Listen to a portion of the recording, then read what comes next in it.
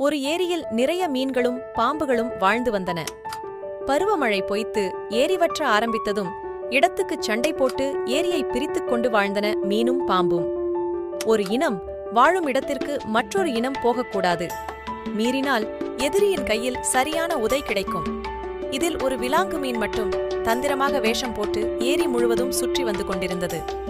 பாம்புகள் இடத்திற்கு போகும்போது விலாங்கு தன் நீண்ட உடலையும் பாம்பு போன்ற தலையையும் வைத்து தான் ஒரு பாம்பு என்று காட்டிக்கொள்ளும். மீன்களின் இடத்திற்கு போகும்போது உடலை சுருட்டி மீன் போன்ற துடுப்புகளையும் வாலையும் காட்டி தான் ஒரு மீன் என்று காட்டிக்கொள்ளும்.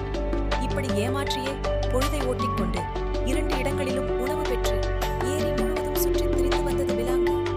வெயில் காலம் அதிகமானது. ஏரி மேலும் பற்றியது. பாம்பு கூட்டமும் மீன் கூட்டமும் தங்கள் இடங்களை குறுக்கியும் அமைத்துக் கொண்டே வந்தன. ஒரு நாள் 2 கூட்டங்களும் இருப்பிடத்தை தூரத்தில் அணைக்கும் நிலை வந்தது.